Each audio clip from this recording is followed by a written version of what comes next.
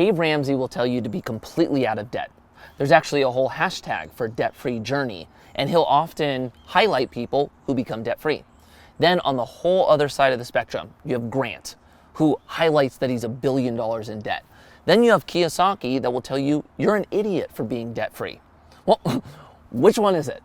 Is it bad to be debt-free? Is it good to be debt-free? Could both be true at the same time? That's what we're going to cover in this video. But first, hit the like button, help us get this video out to others, and if you want to subscribe and join us on this financial freedom journey, we would love it.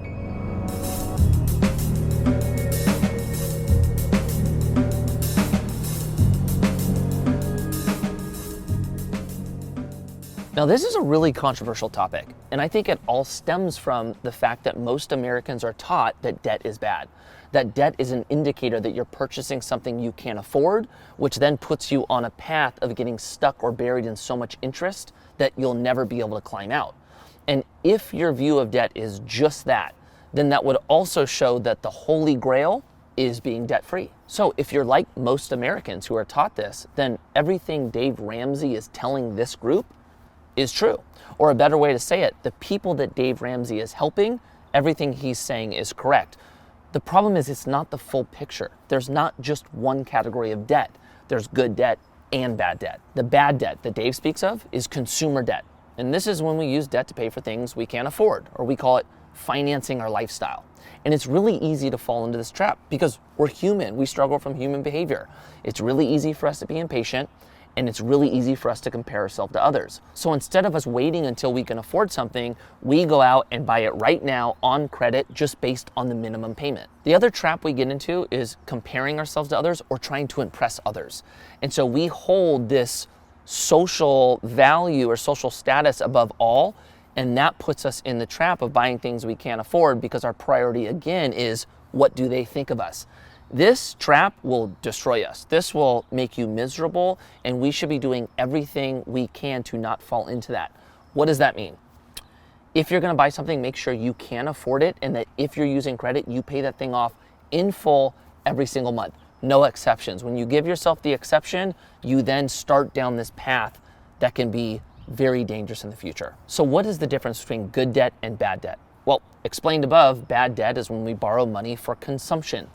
Good debt is when we borrow money to generate income and build our net worth. Or simply put, it's borrowing money to buy assets. A good way to look at this is to see who benefits in both types of transactions. So let's say I go out and buy a car. Who benefits by me financing the car? The bank. The bank makes their interest, and if I don't pay, they take my car. So only one party wins. When you're using debt, all the parties win. For example, when I go out and buy real estate, I use somebody else's money to buy it.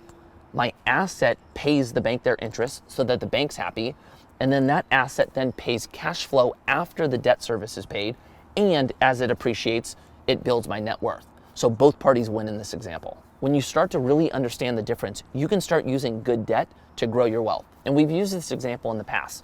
Let's say you go out and buy an asset for $100,000, you buy it all in cash, and that asset appreciates by 10%, well, you just made a 10% return on your money. But if you were to finance it and you only put $20,000 in and it appreciated by 10%, you now made a 50% return on your money. So your ability to increase return with debt is powerful. The other thing about using good debt is it will help you get to your goal 10 times faster than somebody who doesn't use debt.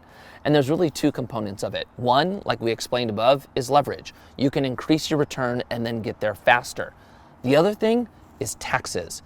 You can use debt to bring down your tax bill and in a lot of cases not pay taxes at all. And when you start making money, you very quickly realize that your biggest expense is taxes.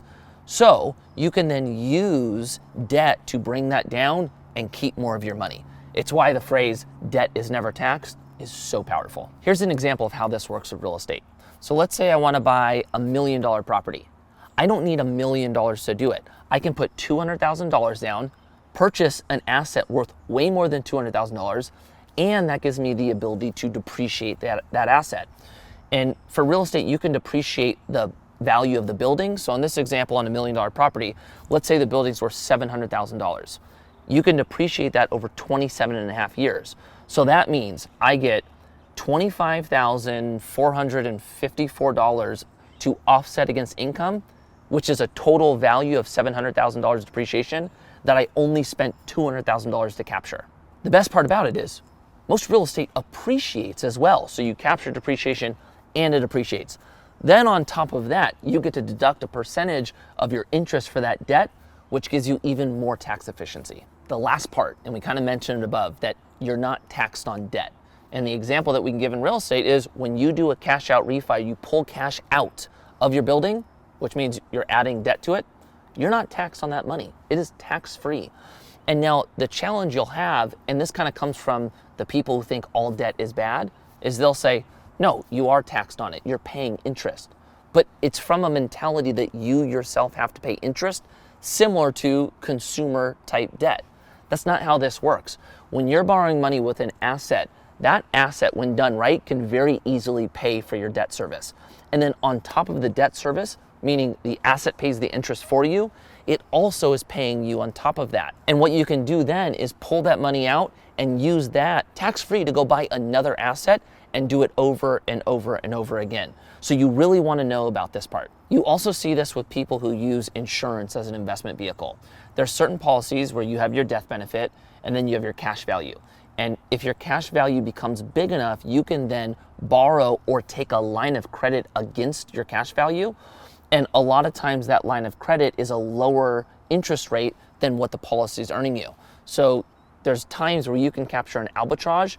And remember, that money you're pulling out, tax-free.